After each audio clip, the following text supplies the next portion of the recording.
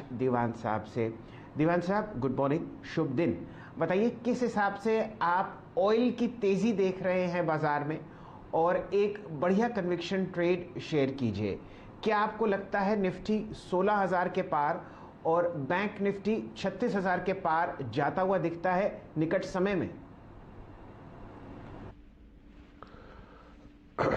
Good morning शैल जी। देखिए, जिस प्रकार का मार्केट का सेटअप समझ आ रहा है, उसमें निफ्टी 16,000 तो ना सिर्फ पार करेगा बट बहुत ही मतलब स्ट्रांग दावे से करेगा। और उसका मतलब मैं ये कह रहा हूं कि आपको ऑलराउंड पार्टिसिपेशन हेवी वेट्स में दिखेगा। और मैं ये पिछले 2-3 हफ्ते से एक आभास सा मुझे लग रहा था कि निफ्टी के कॉन्स्टिट्यूएंट्स जो है वो ज्यादा चलेंगे, वो ज्यादा कंट्रीब्यूट करेंगे। और उसमें जो नहीं चले हैं, जैसे आपका एल&टी हो गया, रिलायंस चला फिर रुका फिर चला, उसमें आपको बढ़त वापस आएगी। IT will participate. देखिए, रिजल्ट सीजन की शुरुआत है, टीसीएस तो पहले करेगा लेकिन इन्फोसिस भी है। और ये जब हेवी वेट्स के नंबर्स आएंगे और लगेगा कि ये लॉकडाउन को और सेकंड वेव को और ये जो सारी चिंताएं थी, उससे आदमी क्या करता है कि हाँ ठीक है, there is a slow down. ये नहीं कि कुछ असर नहीं पड़ी है, काफी मार खाया हम लोग ने हर पहलू पे, बट उससे जो रेजिलियंस से जो निकले हैं, जिस जिस हिसाब से लड़ाई इसकी जीती गई है सेकंड वेव की, उससे ये कॉन्फिडेंस आ गया कि आगे चल के हमारे स्लो डाउन अब इस टाइप के ज्यादा नहीं दिखेंगे। तो आई थिंक ओवरऑल लार्ज जो निफ्टी पैक है वहां पे आपको अच्छा खासा मूव दिखेगा और 16,000 के ऊपर आराम से निफ्टी जाएगी, ये मेरी उम्मीद है।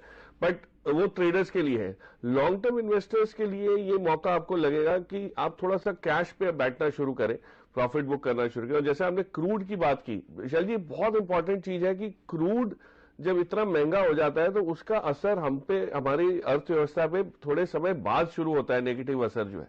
तो ये जो नेगेटिविटी आएगी और उसका जो इंपैक्ट आएगा, इन्फ्लेशन पे आएगा, हर चीज महंगी होगी, वो तो आपको असर अभी बाकी आनी।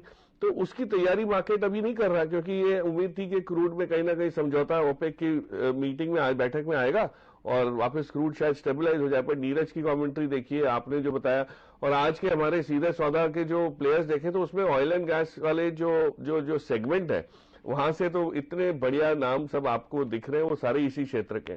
तो इस क्षेत्र में डेफिनेटली एक हेज बनानी चाहिए।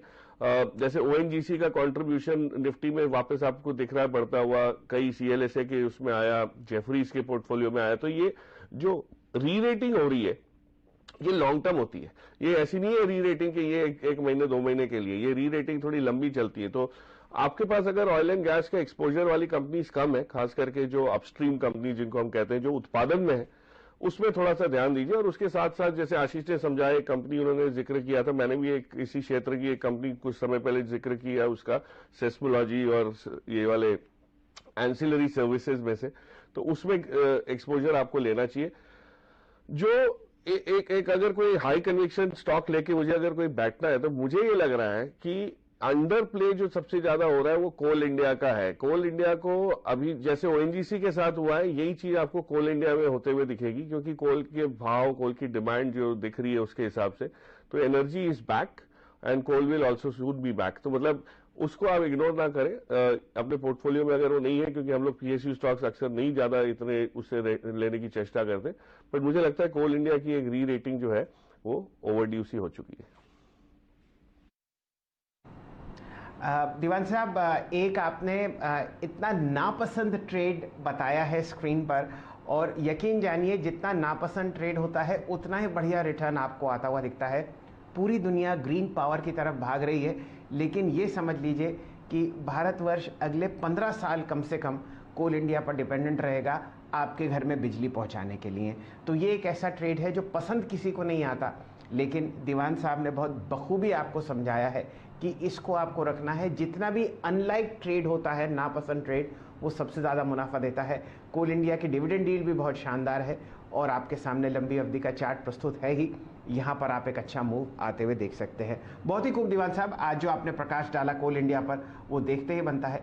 और ये एक ऐसा स्टॉक है सरकारी स्पेस में जो अगर आपका पोर्टफोलियो का अभिन्न हिस्सा ना भी हो तो भी आप इसको ज़रूर देखिए, कम से कम आंखें खोल के और बढ़िया तरीके से इसकी पढ़ाई कीजिए। इसके पीछे बहुत राज छुपे हुए हैं और बहुत लोगों के पोर्टफोलियोज़ में ये आपको फिलहाल जुड़ता हुआ दिखेगा। चलिए